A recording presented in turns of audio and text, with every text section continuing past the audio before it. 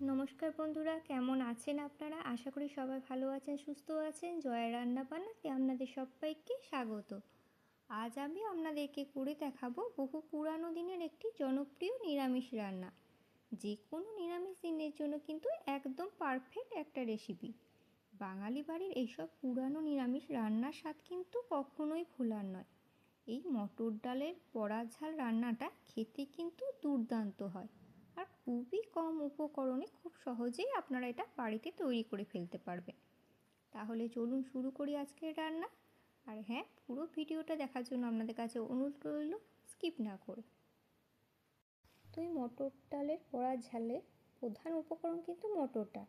তো আমি 2 কাপ মতো মটর ডাল সারা রাত ভিজিয়ে রেখেছিলাম। আপনারা সারা রাত ভিজিয়ে রাখতে না চাইলে 3-4 ঘন্টা মতো ভিজিয়ে রাখলেই হবে।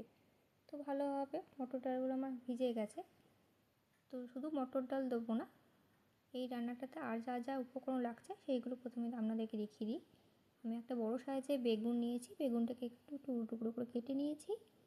আর দুটো ছোট সাইজের আলু, সেটাকেও একটু ছোট সাইজ করে কেটে নিয়েছি। এগুলো জল দিয়ে ধুয়ে নিয়েছি।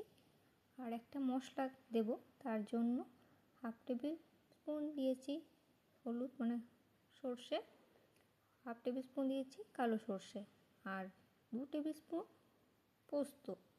এই দুরকম সর্ষে, পোস্ত আর দুটো কাঁচা লঙ্কা, এটার একটা মিহি পেস্ট তৈরি করে নেব। এইটাই আমার রান্নার উপকরণ। তো চলুন এবার বাকি রান্না শুরু করি। তাহলে চলুন এবার মূল রান্না শুরু করি। তো প্রথমেই যে ভেজানো মটর ডালটা রেখেছিলাম, সেই ডালটা প্রথমে আগে মিক্সিতে আমি একটা মিহি পেস্ট ডালের তৈরি করে নিয়েছি, ভালোভাবে বেটে নিয়েছি। আপনারা চাইলে শিলনোড়াতেও বেটে নিতে পারেন, তবে ভালো করে বাটতে হবে।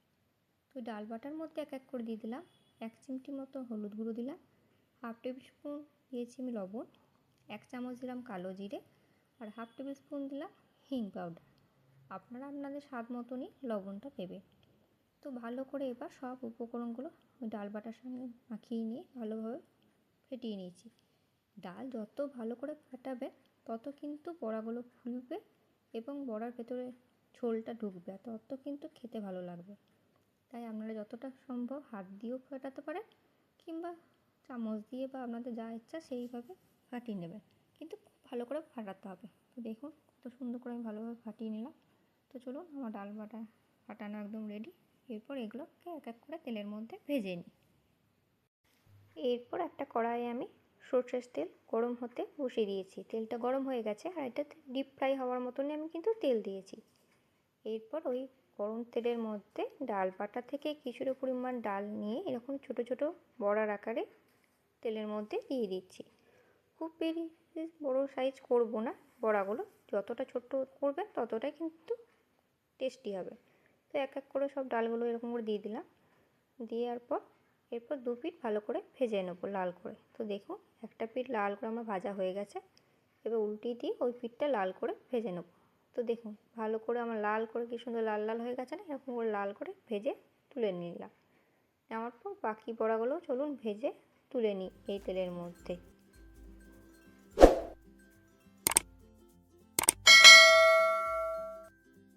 সব বড়াগুলো ভেজে তুলে নেওয়ার পর যে তেলটা ছিল অবশিষ্ট, সেই তেলের মধ্যে প্রথমে যে বেগুনটা কেটে রেখেছিলাম ছোটো ছোটো সাইজ করে, সেই বেগুনটা আগে দিয়ে দিলাম।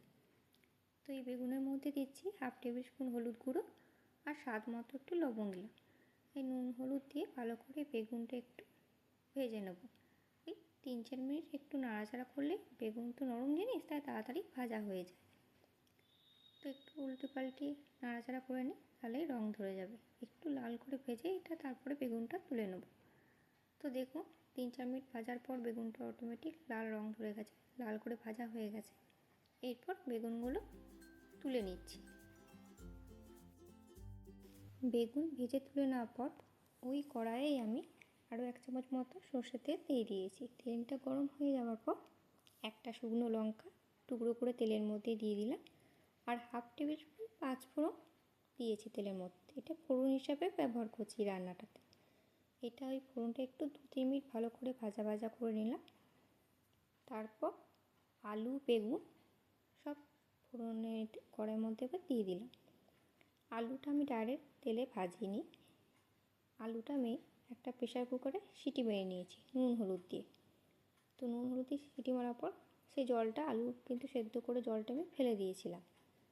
তো আলু বেগুনটা দিয়ে দেওয়ার পর তাই জন্য আমি আরও 1 কাপ জল দিলাম, যাতে একটু আরও 2-3 মিনিট ভালো করে ফুটে যায়।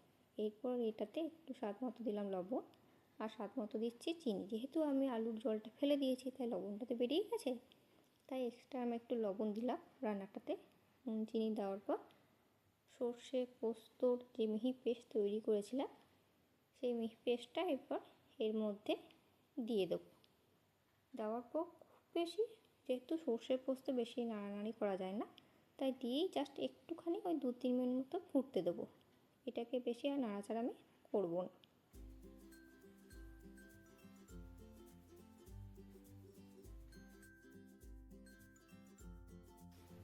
2 মিনিট ফোটানোর পর দেখুন রঙটাও একটু অন্যরকম হয়ে গেছে, একদম কিন্তু হয়ে এসেছে।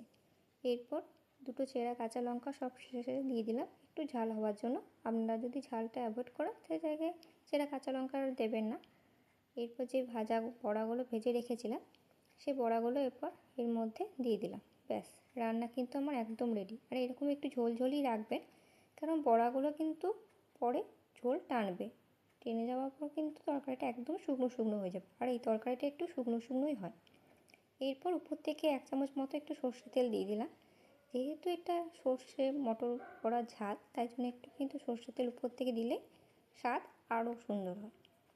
তো বন্ধুরা, আমার মতো করে বাড়িতে একবার আপনারা তৈরি করবেন, আশা করি আপনাদের খুবই ভালো লাগবে খেতে।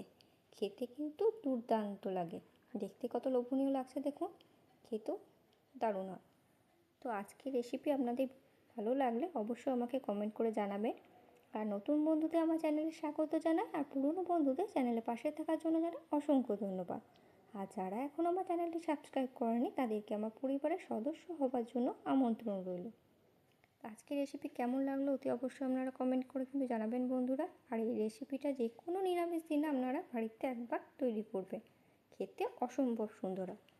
আর গরম 1 থালা ভাত কিন্তু নিমেষেই উধাও হয়ে যাবে, আর কিন্তু অন্য কোনো তরকারি লাগেই না এটার সাথে। অতি অবশ্যই আপনারাও আমার মতো করে বাড়িতে তৈরি করবেন, দেখলেন কত কম উপকরণে কত তাড়াতাড়ি রান্নাটা হয়ে গেল। তো চলুন বন্ধুরা, আমার আজকের রান্না এখানেই শেষ। তো আবার দেখা হচ্ছে আপনাদের সাথে নেক্সট ভিডিওতে। ততক্ষণ আপনারা সবাই ভালো থাকবেন, সুস্থ থাকবেন। ধন্যবাদ।